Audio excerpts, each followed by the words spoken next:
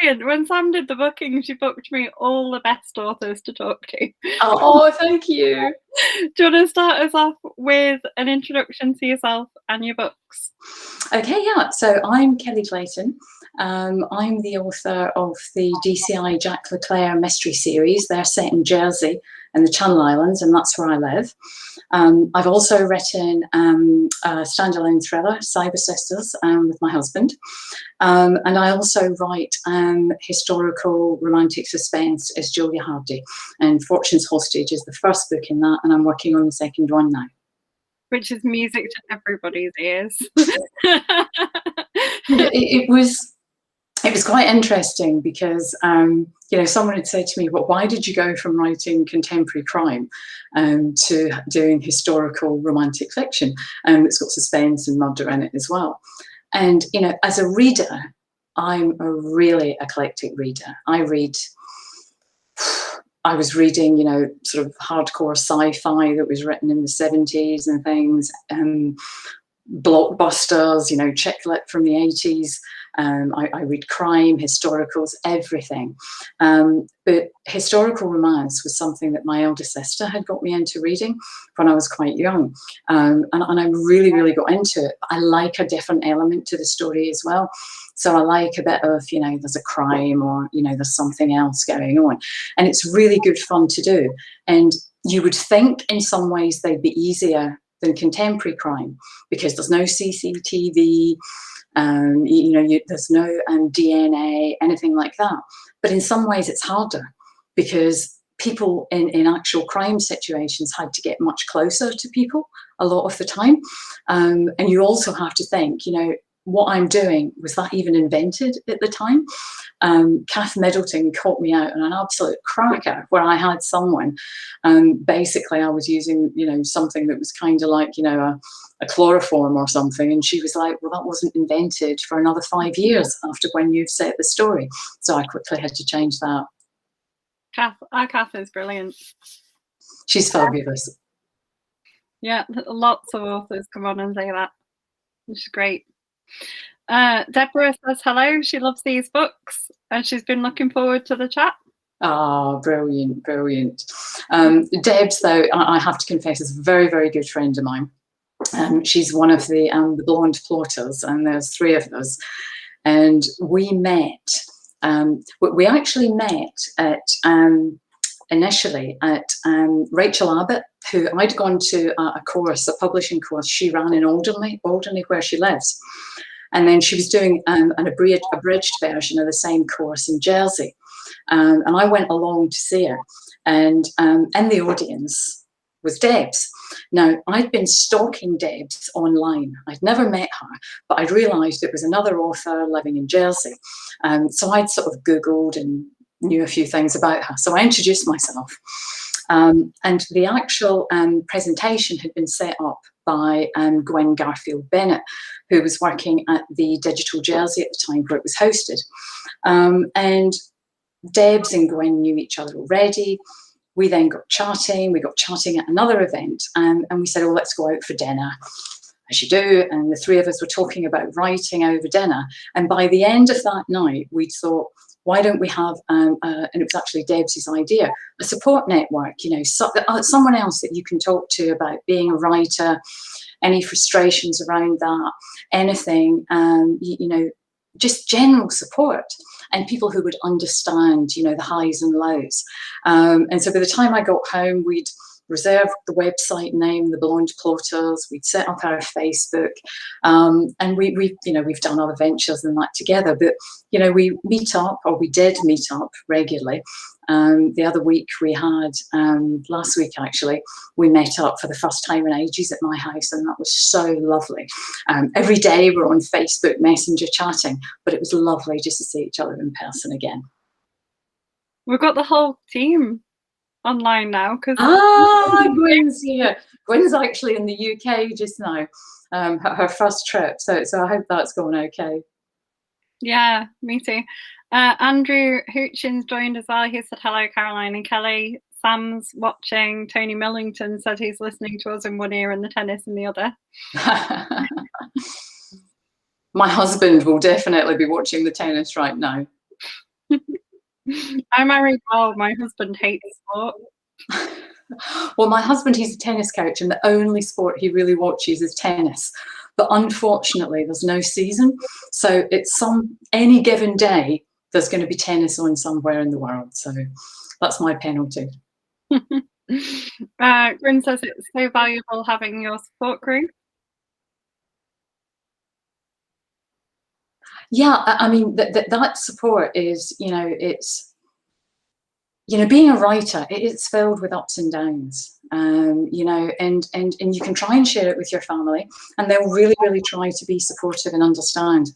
But we can vent to each other. We can talk each other down. When something happens that one of our other halves might go, "Oh, that's really nice," the other two will be like, "Wow, that's amazing," because, we understand what it is. And then also, I guess, we're each picking up, different knowledge, different information, and then we share that with each other. So, the old saying is, a good one is, a rising tide lifts all boats. So, we want to encourage and, promote each other, as much as we can. Gwen also says she's worn out in Oxford and planning a trip to the Bodleian Library. Good on her. That's what we want her. Keep on going. Just trying to see who said this. Jane Risden said, "Hi, ladies. My VLF was fab. Gwen interviewed me. Glad to see you all doing so well, and the blonde plotters are back."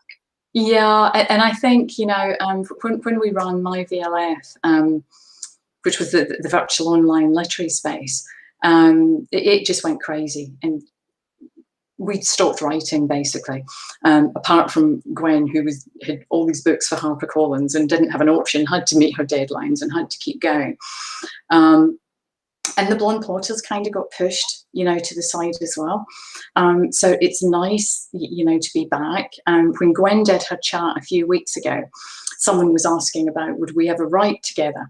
And we did actually plan out the book one day, but it was quite funny. One of us, it wasn't me, one of us was having a really hard time with their boss at the time. So we were thinking up dastardly things we could do to this person. And then it got into a whole storyline. We had this book planned out where, maybe it was a writing group, and, maybe there was a murder, but actually, did it happen to one of the ladies' husbands? Was she a suspect? Did she do it?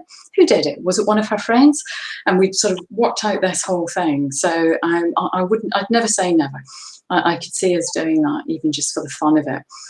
What we are hoping to do, when everything gets a little bit more back to normal, we keep saying we're going to go on a writing retreat. And it will just be us and writing and nothing else, for a weekend or a few days. So that would be good. How much writing do you think you would get done, just as the three of you, then? Probably very little. I think we would talk every hour we were awake, because we can all talk and talk and talk. And we've obviously got the writing in common, but, something has happened I would never have thought. If someone had said to me, when you're 50, you're going to meet two other women and you are going to become the fastest of friends, I would have said, that's just not possible. And yet it is. I count them amongst my very best friends. And it's not just the writing that holds us together now. It's a real connection. And that's, that's great to have at any age. Yes, 100%. Sam is like... I know you said a very similar thing. I mean, you guys haven't met yet, but you've become such fast friends. We have, yeah, and we've got plans to meet. It's going to happen. Summer holidays in school. Absolutely, that would be brilliant. It might get messy, but there is going to be... In fact, Sam's just mentioned a question. She says, "Where's your ideal writing retreat?" Well, we're thinking, we're very lucky, we live in Jersey, so that there are places we could go on island, or we could go to one of the other islands. We could go to Sark, which is a real favourite place of mine. There are no cars in Sark. It's only an hour by boat from Jersey. It's going back to not even the 1950s. It's like going back much further than that. Everyone gets around on old rickety, there's no proper roads. You get around the lanes on old rickety bicycles. But they've got some really lovely hotels. in gorgeous restaurants and obviously beautiful scenery. Or we were thinking, you know, France, that's only an hour away as well. We could maybe, but I don't know if the French are actually letting us in just now, because we had a bit of a contretemps with them recently over fishing rights. I don't know if they're welcome to Jersey, people from Jersey at the moment, but that would be lovely, yeah. So there are two separate comments from Gwen telling you to get on with your sequel to Fortune's Hostage. Oh, God. I know. I mean, I've got a full-time job that really is pretty full on. And I did so little writing in 2020. It was challenging, work from home. Suddenly you weren't just you weren't just thinking about the job as such and people's general well-being. There was a real fear and concern for people then. How is everyone coping? Is everyone okay? And the workday just expanded. And I think that did for anyone, you know, who was having to work from home. But this year I have got myself back in action, and I've got back into, you know, the plan. You know, for me, I think, you know, I get deadlines set as well, and that's really important for me. Like so many people, you know, I spent years, and I guess any writer's going to say this, you know, you end up with notebooks filled with scenes where you've been in a restaurant and you've overheard a conversation and you think, oh, what if? I wonder if this would happen or that would happen. With my job, I travelled for work extensively for a long time, for about 10 years. So I was very often alone somewhere. You know, having room service or sitting in a restaurant alone, and you just start thinking and you start jotting things down. And then for me, it was a case of thinking, well, you haven't finished anything. You have all these ideas and you've got 10,000 words there, 25,000 words there of a different story, but you haven't finished anything. And really, the pivotal point for me was in 2015 when my best friend, who I've been friends with since 1986 and since I arrived in Jersey, and we've been friends that entire time, she became very ill, and she got taken to Bournemouth in the UK, to the hospital there. And I went over to see her the first weekend, and her mum was there, everyone had gone, it was just the two of us, and the nurses were amazing. They literally let me arrive there at 9 in the morning, and they kicked me out about 10 p.m. for the whole 3 days. They let me stay the entire time. And when we were there, she said, look, I've never heard any of your writing. Could you read me something? Now, this was a real closed door scenario. I'd never even shown my husband anything I'd written. No one had ever seen it. But, you know, I was so upset and worried. I'd have done anything for her at that point, anything. So I was like, oh, okay. So I said, right. I said, look, I haven't finished anything. I said, but I'll read you the start of 2 stories. And you pick one and I'll finish it for you. And I read her one that started with a crime. And I read her another one that actually started in Jersey in 1762. And it's got a bit of a witchcraft theme to it. And then it comes bang smack up to date. And I will write that one day. I've got it all planned out. In fact, I was talking to the girls about it the last time we were together. But Claire chose the one, that's her name, Claire. She chose the one that started with the murder, and that actually ended up becoming Blood in the Sand, my first book. And that's why my detective is called Jack Leclerc. Jersey is, you know, very French names all over the place, but it was for Claire as well. And what I did was, so I'd only written about 10,000 words. So I said, right, I'll go home. And I bought 2 dictaphones and a load of tapes. And I dictated into this what I had done so far, and I sent her the tapes and a dictaphone, and she would lie in her hospital bed and listen, and she would call, the nurses would come in and listen as well. But of course I'm thinking, but I've only got 10,000 words. Oh no, what am I going to do? So she was like, oh, when's the next tapes coming? So for the first time ever, I had to plot out what's actually going to happen. How is this thing going to end? And I got my big plot points, and I was like, how do you do this? And then every week I'd write more and I'd dictate more and send her the tapes. And then she said to me, oh, this is amazing. I wish I could hold the paperback of this. And I'm thinking, I'll do anything for you right now, okay? And by the way, she's fine. She got a stem cell transplant and she's been back home now for about 5 years, and she's absolutely fabulous. So 2 days later, I opened up the Jersey Evening Post, our local paper, and there was an advert there saying that Rachel Abbott, the author, who had moved to Alderney, one of the Channel Islands, was doing a publishing course. And I thought, okay, I'm going to go on that. And when I went there, she was talking about the non-traditional route, indie publishing, and this big light bulb went off, and I thought, yes, I can get it, so I can give Claire that paperback. So that's what I did. I researched that and everything, got the book. There was another author there, Louise Voss. Louise actually co-wrote with Mark Edwards, and I think they were the first British writers to hit #1 on Kindle, something like the Kindle chart, something like that. Louise is a fabulous girl, and she also at that time did literary critiques where you could send her a manuscript and she'd come back with comments, etc. So I sent it to her, and when I'd spoken to her, I'd said, just be brutally honest, you know, if it's the worst, just tell me, you know. Anyway, she came back and she said, better what to do here, but you've got a whodunit, you've got a mystery, you've got a proper story there. So I then sent it off to an editor, got everything ready, and published it. So I could get a paperback copy, and I gave it to Claire and said, there you are, you know, I've made a paperback for you. But then other people started to get to know about it, and it started selling. And then actually I realized people were buying it who didn't even know me. And then I did some Facebook ads, and I thought, wow, okay. And then people were saying, when's the next one? And I was like, there's going to be a next one? I hadn't even thought of that. And then I just carried on. Nice.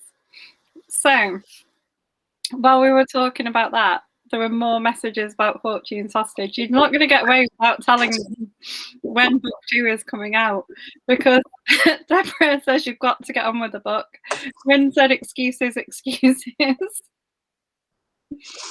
Yeah, so it's funny, you know, but when we did, and Gwyn will always say this, when we did the My VLF, we had a free book of the month. And we put Fortune's Hostage up for one of the months. And it was the most downloaded free book we had. During hundreds upon hundreds upon hundreds and hundreds of people downloaded it. And the feedback was really good. And Gwyn was like, you've got to get on with this. And so I had right from the start, I knew what was going to happen in the second book. And how I kind of start with a book is, it's like I draw a picture. I physically draw a picture with little boxes. And I have, these are my main characters. This has got a romantic element to it. So that's my 2 people who are going to get together. These are all the other people connected to them. There's a crime. What's the crime? This is the crime running behind it. And I'd done that for the second book and the third book, and another spin-off one that would be a 4th book. But in the meantime, I was writing the Fifth Leclerc. And I've I've got that majorly down. I need to finish that one off as well. But as Gwyn says, I just needed to get on with this one, and I am, and it should be out by the end of the summer. Which is brilliant news. That made me so, you told me this when we filmed the promo, and it made me so happy. I will get it done, I promise you, I promise you. I mean, I think part of the issue for me has been that I had a really good daily system of writing going, and 2020 just blew that away. It meant that it was, I lost that rhythm, because I had to focus on the day job, and My VLF stole all of our time in 2020. But now I'm getting more into it. And actually, Gwyn and Debs, we're pretty harsh taskmasters on each other. You know, I mean, I have to tell you that the quickest writer I've ever come across in my entire life is Gwyn. I mean, you know, we used to meet, when we were meeting, at one point we were meeting every week, and we'd be saying, I was saying, oh, I'm at 25,000 words, what I'm working on at the moment. And Gwyn would go, oh, I'm at 10,000 words. And then the next week I'd go, oh, I've done really well, I'm at 28,000 words. And Gwyn would be, oh, I'm at 42. Like, how did you do that? How did you actually physically do that? But I think that's her journalism training, you know, coming into play on that. So that's another good thing for us as well, is that we'll pick up tips for you know, or you've been dictating, or you've been doing it this way, and you know, you've done something else within that. So I'm getting back into my flow. How is writing with your husband when you wrote Cyber Sisters? Yeah, I mean, my husband, he's really creative. He you know, he does a lot of art, and he's always had, over the years, if I had a pound for every time he said, oh, I've got a great idea for a story, and he tells me, and my response normally is, well, go and write the thing yourself then, you know, I've got enough to be doing. But this was, we'd been watching one of the news programs on the TV, and they were interviewing people where they'd been, you know, they had done like a pretend scam trying to catch out younger people, and they were saying lots of young people get scammed. And then we were thinking, what if, and Grant actually said, what if you had a group of people who'd all been scammed, you know, and they somehow came together, you know, and it was older people, and it was all through different things, because actually there was maybe some tragic consequences throughout that, because maybe they were looking for different things. And that fired me up, and I was like, oh, wow, and what if?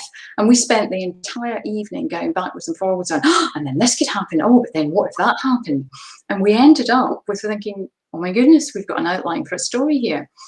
So I went and did the first, sort of, you know, took all of that, typed it all up, got it all together, because my husband's really creative. He's dyslexic. If you asked him to sit in front of a computer and type, I mean, the best thing that happened to him is voice recognition. Absolutely loves it. He's actually writing something himself, and he did 10,000 words the other day. I'm like, wow, that's a dream, to do 10,000 words.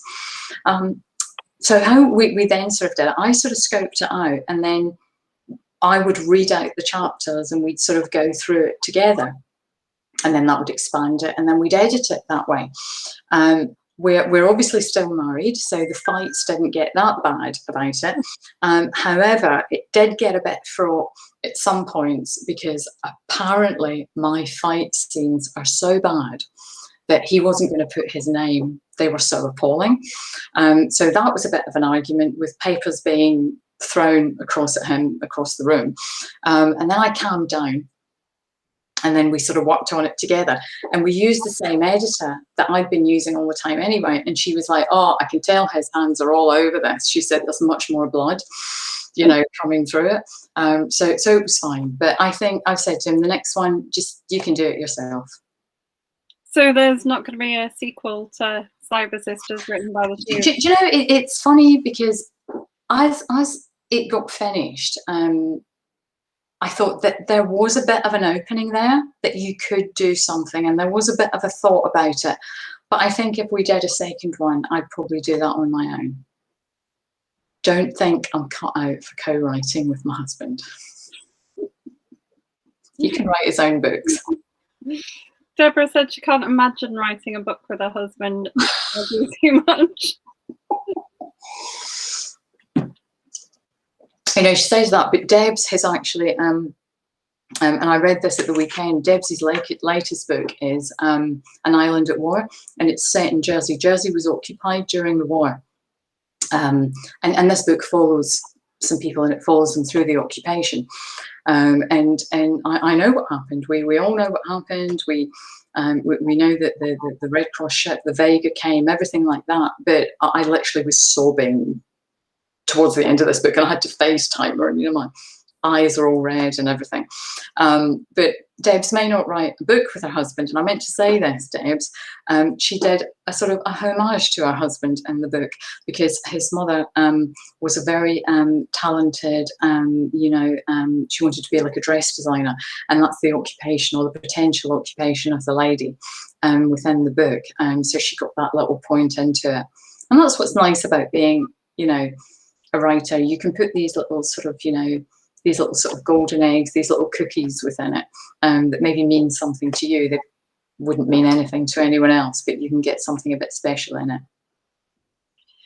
You can also sort of kill off anyone you don't like as well. Well, I'm not saying I've ever done that, ever. No. It's funny, in in Blood in the Sand, we had a friend of mine, there's an estate agent in it, and a friend of mine said to me, I'm the estate agent, aren't I? And I went, no, there's no one I know in it. And she went, oh, can I tell people I'm the estate agent? I was like, yeah, you can tell people whatever you want, that's fine. That's so nice. Yeah. Sam has a really good new favourite question that I'm going to ask you, which is, what was the last scene that you wrote? No spoilers. Okay, the last scene that I wrote, the last scene that I wrote was huge confusion over something with lots of different people involved in the scene.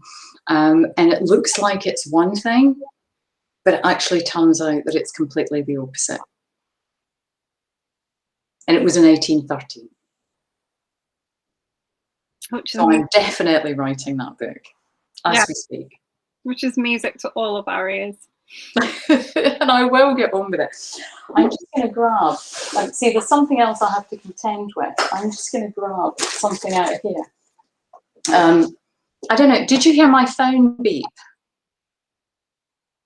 My phone just beeped there. Basically, I'm semi-bionic in that I'm a type 1 diabetic, but I've got a little device on my arm, and I put a new one on every couple of weeks, and it speaks to my phone, and it's just told my phone that my blood sugar's getting low. Probably because I'm so excited. Well, let's look after you. So, but it's amazing, you know, technology. And this is where you see the real benefits of technology in life. And it's been life-changing for me having this. You know, I can be in a meeting and I don't have to worry. I don't have to think, oh, how am I feeling, whatever, because the phone, as long as I've got Wi-Fi, the phone will tell me everything. Yeah, I've seen those. There's a lady who comes into our school and does work with us who's got one, and she just swipes her phone over. Yeah, absolutely. Just swipe yourself, off you go. I am bionic. It's amazing.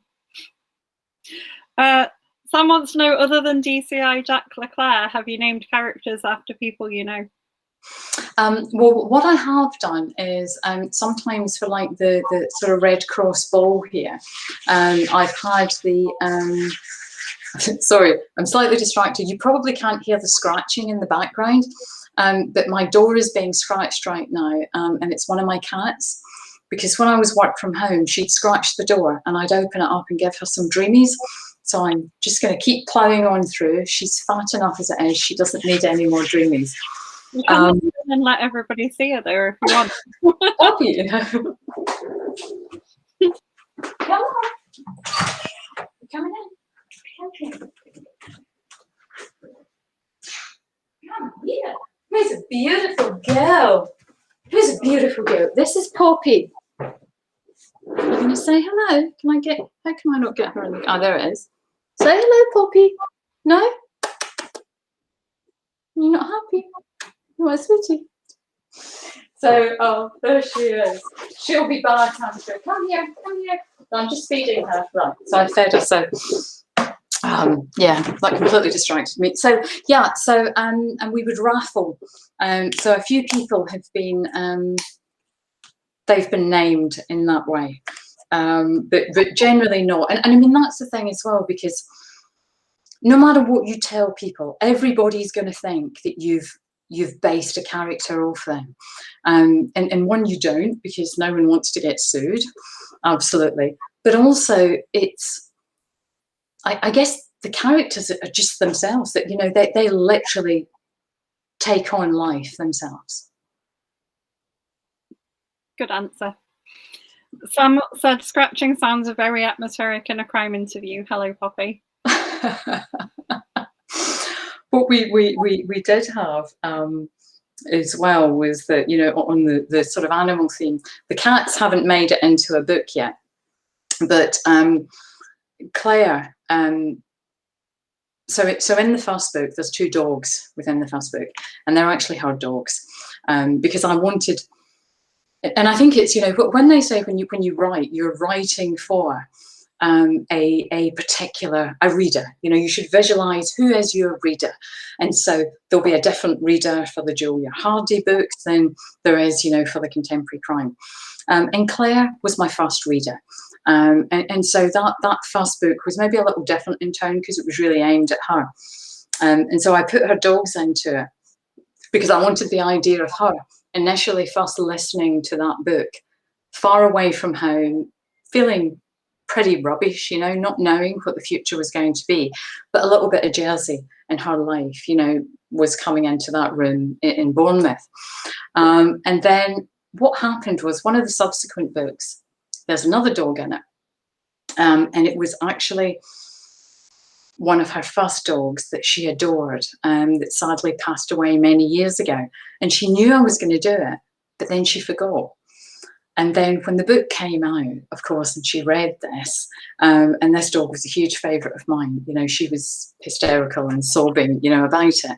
So it's those little elements as well where I think every book that a writer puts out, no matter what the subject is, no matter the setting, no matter the time period, there's parts of you, yourself, and your own life that end up going into those books. I think, you know, that there's, you know, sayings that say, you know, a book's nothing, you know, you just bleed onto the page every day. And it's kind of like that. Tony has said don't work with kids, animals and authors, which rules. Definitely the last one, definitely. Rules out both of my jobs. The paid and the unpaid one. I'm going to have to find something else to do. So you're working with most of those except for the animals? No, I don't know. I'm trying to make my classroom a tiny petting zoo. We've got fish and stick insects, and until the other day, butterflies. Oh wow! So you're doing the whole range then? Yeah, got the full caboodle. Kids, animals, and authors in a day. Good luck with that. Someone wants to know what advice I have for new authors. I think just to write, you know, that's the basic thing. It's just get those words onto paper. And I think one of the best things I ever got told was and then of course I then saw where they got it from, because it's, you know, from Stephen King, which is, you know, you're writing that first draft with the door closed. You know, you're writing it for yourself. All you're doing is getting those thoughts out of your head onto paper. They don't have to be fancy. They don't have to be smart. You're just getting them down. And then it's after that that you open up the door. So I think it's just get it on paper. It doesn't matter, you know. And Nora Roberts, who I absolutely adore because she's so prolific, always has said that, you know, she can fix a bad page. She can't fix an empty page. So it's just get it down, write it. There's so many resources online now. You know, there's so much information, you know, you can get for free. So it's a good time to be a writer. Good answer. I'm sorry, I was laughing because Tony Millington asked me which was worse. It's the authors, isn't it?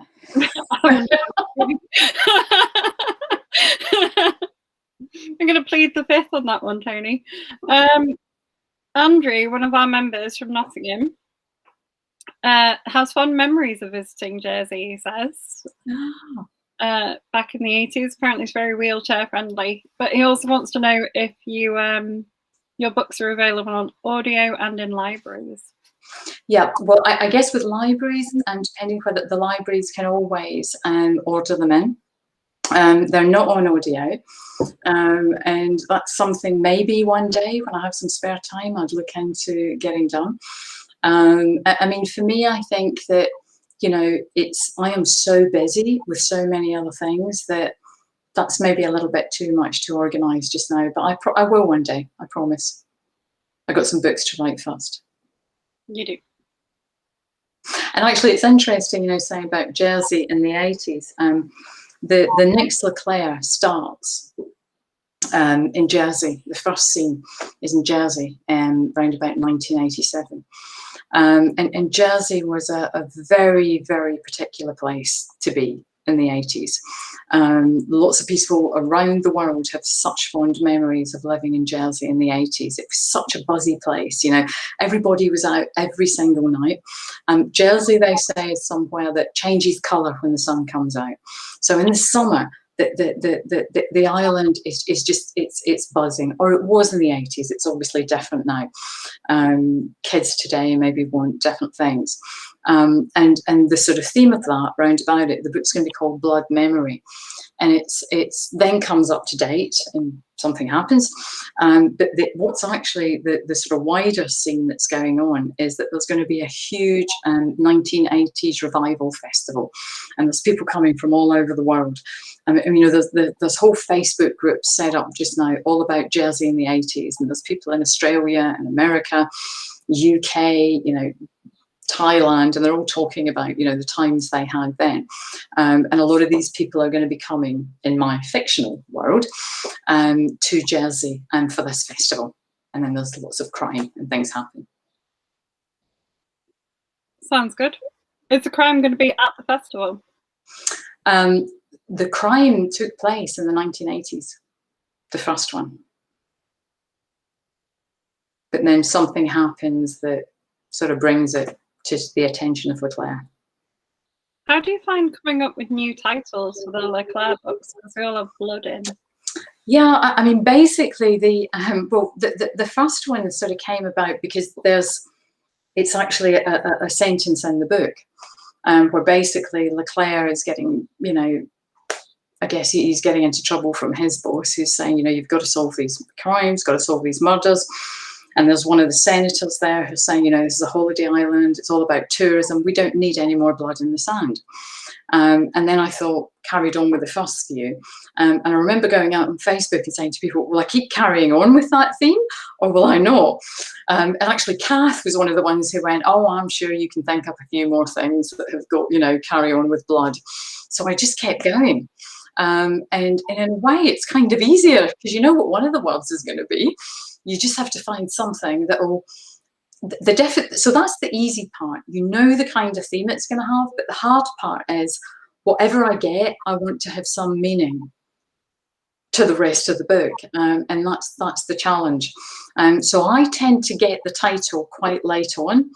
One, because I really need to know everything, you know, that's going on and it all ties in together. But other people work very differently.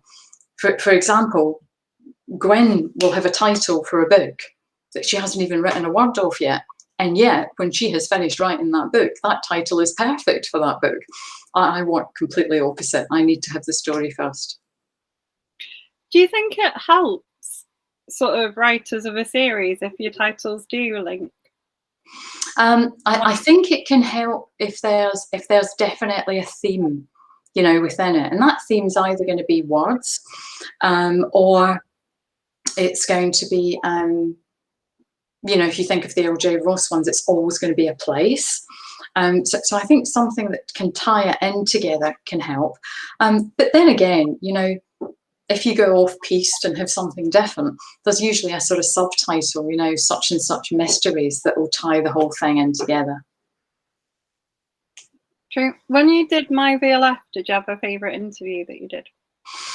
Well, Gwen always did. We were really good at how we split out I guess the duties, the work, and Gwen, a resident broadcaster, because actually she was a professional broadcaster, did the interviews.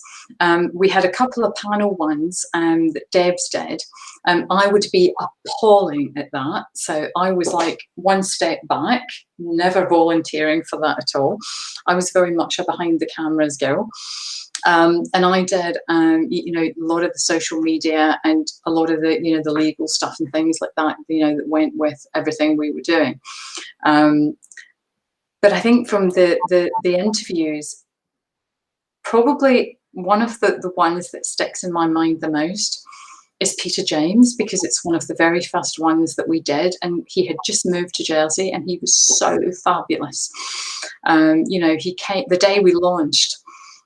He had, you know, he'd had a meeting with us. He was so generous with his time, with, you know, us using his image. to promote it, you know, when it first went out. But we were so lucky. I mean, we had so many fabulous authors, international authors, and, you know, things might have been different if it hadn't been for COVID, but it got so busy, it just literally trampled us, you know, into the ground. And I think for us, the big thing was, we're writers, that's what we love doing. And if you're not doing that, then, you know, we've all got one life, you know, you have to use that time to further, you know, your own desires first. Good. We're very pro getting all the blonde plotters together for you. Yeah, we're up for it. We're up for it. You know, we'll just pick a subject, we'll talk. I can imagine unleashing you three together would be brilliant. Which would be great, because we've never done that. You know, we've done, you know, sort of, you know, we made little videos and things, you know, about my VLA, but about us, about the Blonde Plotters. We've never done that. So world first, that would be great. But we do like a world first exclusive. So who's your favourite character that you've ever written? Favourite character? Have I got a favourite character? You know, I don't think I have. I think that I'm really invested in whoever I'm writing about at the time. But there are so many characters that come into mind. And I suppose those characters, when you start writing a character, as you're first, you know, getting everything onto paper, certainly for me, you're kind of feeling your way, you're creating them. And then there's a moment as you're writing where there's a shift, and their personality is then fully formed, and they genuinely start taking over. And sometimes you're typing so fast and you can't actually believe what's coming, what's in your head is then appearing on the paper, and you're like, wow. And it's, I mean, I know it sounds crazy, but you're genuinely sometimes like, I never saw that coming. You know, I'm writing it and I never saw that coming. Just that thought. And that's why it's the ones I'm writing just now, that they're the ones that take my attention. Would you write sort of short stories or spin-off stories about some of your characters? I quite like doing short stories. I mean, the first ones I ever did were for, I think, the very first Christmas ones that you guys wanted. And I did a Leclerc sort of Christmas one. And I've recently, you know, written a short story for something else. And I quite like doing that. I quite like that little bubble where you have to, I mean, in some ways they're much more difficult than writing something longer, because you've only got a very short time span and word count, you know, where you have to get a complete story, a beginning, a middle, and end, you know, sort of neatly into. So I do quite like doing that. My problem has always been, I have to discipline myself to actually write and finish what I'm meant to be writing and finishing, because I keep getting so many other ideas. So I have an online file and I have a physical file where I put, you know, I write those ideas down and then slot them away, you know, for later use. It's just focus on the second fortune's hostage. That's what you're meant to be doing. Sam has said that apparently the worst thing to work with is the co-host. Is he, sorry? She said the worst thing to work with is the co-host, but that's not true. You don't believe that at all? No. Gwen said that we won't shut you off.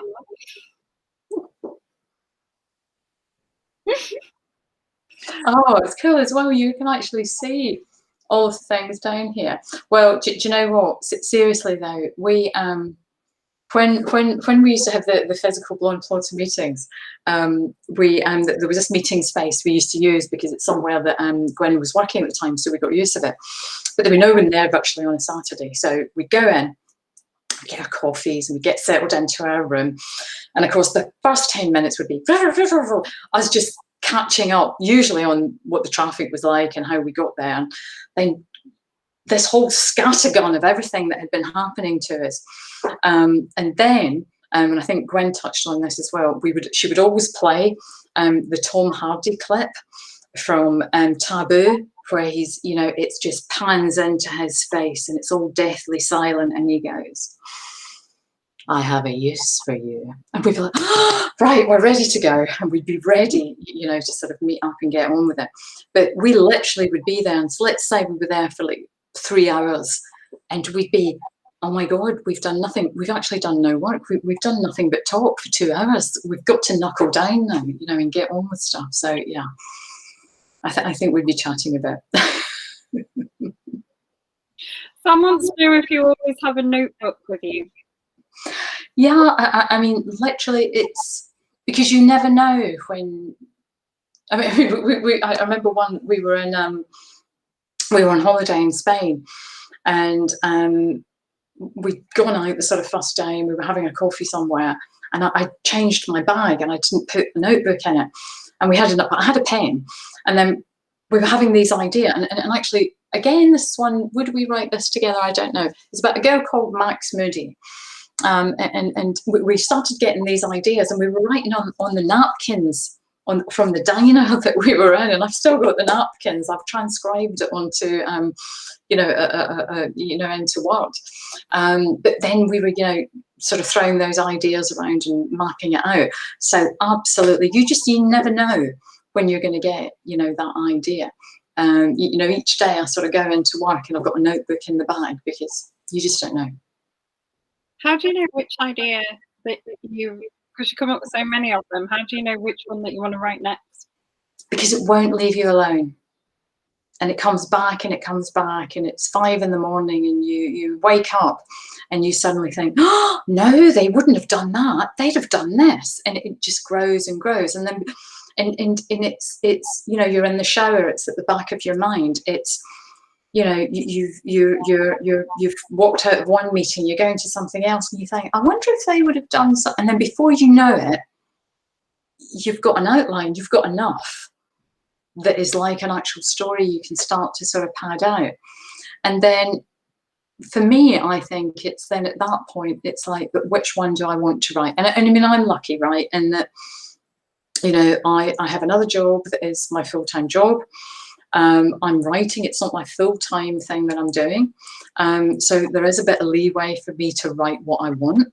That's actually a bad thing in some ways, because I might be better with a bit more discipline of someone saying, no, you can't write any more of that just now. You have to focus and finish this.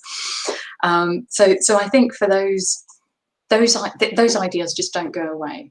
When I told you I read the start of 2 stories to Claire, that one that starts in 1762, that's massive in my head. And Gwen and Debs were like, really? I told them the entire story last week, and I was like, and this happens and that happens and then that happens, and this might be 3 books, and I've gone through the whole thing. And they're like, got it? And I'm like, yeah, now I've actually got to write it though. It's one thing talking for 5 minutes about something, it's another writing 85, 100,000 words. I'd 100% read the one that started in 1776 with the witches in there. Oh, sorry, I lost you there, Caroline. I said I'd 100% read that book though, the one that started in 1776. Yeah, and what I liked was it's based on some sort of factual witchcraft things that were going on in Jersey at the time. Jersey, there's a lot of folklore, it was, isolated communities. People from Jersey went to Salem, etc. There's a lot of ties, within that. And do you know what? It's the kind of thing I'd read. And that's a big, huge part of it. That they always say as an author, write the book you can't find, but you'd love to read. It's exactly the kind of thing I would read. And I know that you watched the chat I did with Sid Moore, and she writes books. Yeah, absolutely loved it. So these are called, they're going to be called, the series is going to be The Witch's Gates. And there's going to be, I've tentatively got 3 titles just now for sort of, and I'm thinking, would I do it as 3 books? And that's The Guardian. So it's I've got The 13th Key, The 7th Scroll. I can't remember what the other one is, but it will be something with a number in it. So I'm kind of the way there. But it's just getting through it and finishing the follow-up to Fortune's Hostage first. But now I don't know which one I want you to finish more.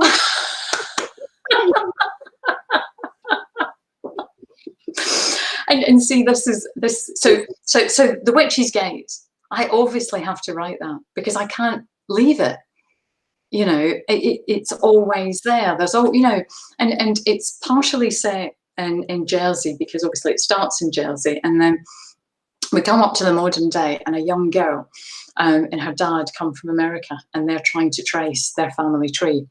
But it's a bit supernatural and witchcraft and everything through it. And so and then it goes, transfers to New York, and then it's in Washington and things like that. But so I do know the whole story, but, you know, because part of it's in Jersey and part of it is like, you know, looking at things we see, and we see one thing, but actually is there a kind of glamour there, and there's really something else going on behind it. And there's lots of places in Jersey that are like, you know, ancient old cottages with, you know, sort of big fancy blocks of flats on either side of them, you know, that sort of link with the past, you know, that still lingers. So I'll get around to that soon. Excellent. Gwyn says you should do them all. I'll just never sleep. I've said that to her before, and she's went, yeah, just don't sleep. Just get on with it. No, you have to have time for you as well. Sam wants to know if you found anything during research that surprised you. I think with the research is that, I mean, the one thing is about research is the research rabbit hole.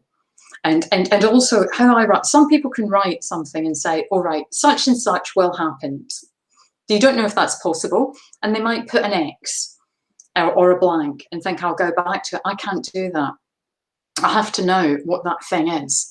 So, for example, if it was something when they had, let's say you had someone who had something once and someone is drowned, or appears to have been drowned. So I needed to know, how could you prove, or how could you determine if someone was dead before they went into the water? What would happen? And it was all these. So I'd only gone in to look at that. And then sort of 4 hours later, I'm looking at something about witchcraft in 1700, and I'm thinking, how did I get there? It's not even on the same book. But I think the surprising things probably is on the it's on the witchcraft theme, and it's when I was the witches one.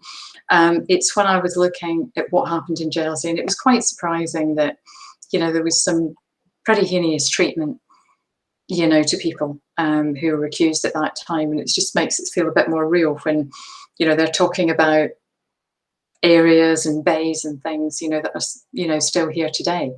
But I think with research, the whole thing about it, and that's what I love, is the amount of stuff you learn, new things that, and you never know. You know, I know we go into that sort of research rabbit hole, but you're going to pick something up, and I might not need it today, but in 2 years' time, I'm going to go, I remember I read that, and you know that that information's there. So keeps us interested. Deborah says she's never known any author knows so much detail about a book before starting to write. She was saying. They were here, and I was telling them, and I was going, oh, and then this happens, and that happens, and actually that means they then go here, and then this happens, and that happens, but then this person, if you remember 3 sentences ago, that person, they're connected, and then she's like, whoa, how do you know it? So I definitely do have to do that one eventually, but I'm set on, I will absolutely get the second one to Fortune's Hostage out, and then I'm going to do Blood Memory, because that's it, I'm going to get Blood Memory out the way, and then I think that's the one I'll go into next. Excellent.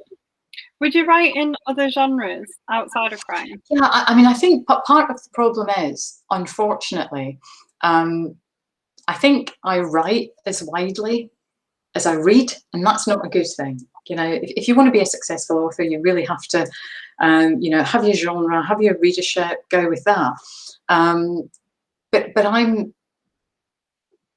But see, I'm not a reader who reads just a genre. So if I loved an author and they had lots of different genres, I'd read them because I'd like their style. I'd like how they were talking. But a lot of people just like a particular type, you know, a particular genre. So I guess I'd love to be, but I don't think I can be too scattergun. And of course, I've had to do a different name. I've had to be Julia Hardy, because people who read Kelly probably wouldn't want to read Julia, present company accepted. But you know, you don't get that a lot. So I've had to have the, you know, that separation. And if I did something, in fact, we were talking about this the other week, and I was like, but I can't write anything else because I don't want another name, you know. And so anything I write is going to have to be under Julia or Kelly. I can only handle being two people. See, I would read like that if an author wrote books in multiple genres. I mean, I love Nora Roberts, and she started off as a category romance writer, so for Harlequin, things like that. And then she segued into mysteries, maybe a romantic thing, but there's also a mystery suspense. And then she's gone into the J.D. Robb futuristic books. And I've loved everything she has done. You know, she does like a hardcore thriller with romance, or actually it's a bit fantasy, witchcraft and things. And I just love how she writes. So I think there are authors like that, you know, you really just like them, so you're going to read them no matter what. Yeah, I call those authors like my shut up and take my money authors. Yeah. They're the ones that you're just going to buy. You know you can do it. Yeah, like you would be that for me. I absolutely won the children and read when it was on. I got loads of Oh, made me very happy. They're now in my treasured find shelf. oh, thank you. Who are yours? Who are your favourite kind of authors apart from Nora Roberts? Do you know, it's more, I think, I get obsessions that last for a while. So I got obsessed by the J.D. Robb books. They literally, I think when I found those books, she was on number 38 or something. She's on number 50 odd now. And I just found them in the library, zoomed through them, you know, totally. I love Peter James, always read his new stuff that's out.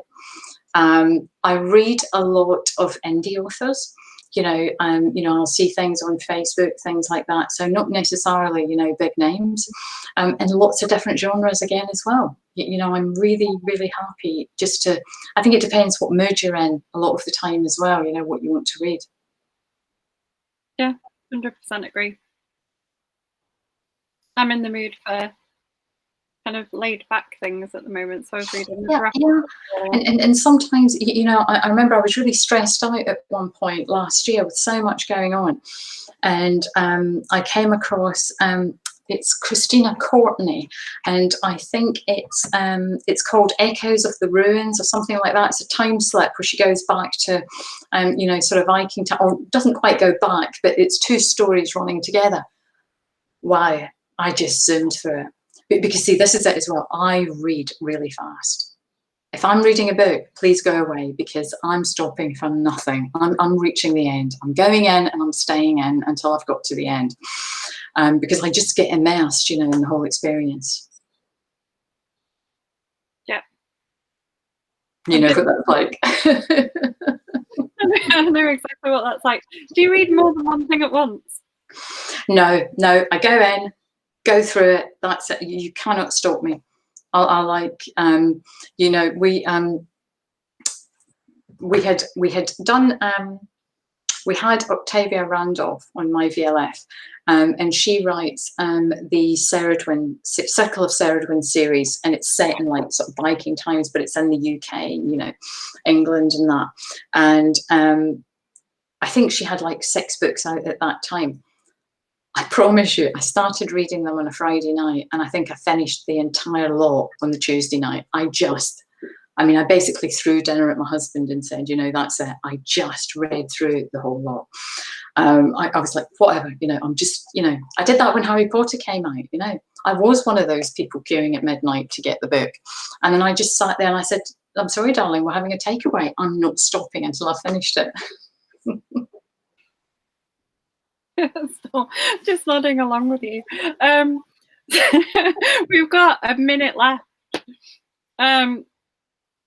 Before we finish, I'm going to read you some of the comments that have come in. So Sam says, thank you both so much for a great hour. She looks forward to the Blonde Plotters exclusive interview. Gwyn said, you're such a fast reader. Tony said, thanks for a great interview. The blonde plotters need a 2-hour slot. and then that you might get us to shut up then. I think that'd be fine. And Deborah said she's never met anyone who reads as quickly. No, I do, but I just fall into the story and love it. But I've really enjoyed it. It's been great to chat. Yeah, I've loved chatting to you, and we could have you on every week and I'd chat to you. I think people would get sick of me then, but we'll definitely be back as the blonde plotters. Yeah, we are definitely getting you all back as the blonde plotters. It's going to be amazing. So all that's left is to say thanks. Well, thank you very, very much, and thank you everyone for joining in, and it's been lovely chatting to you, Caroline. Thank you.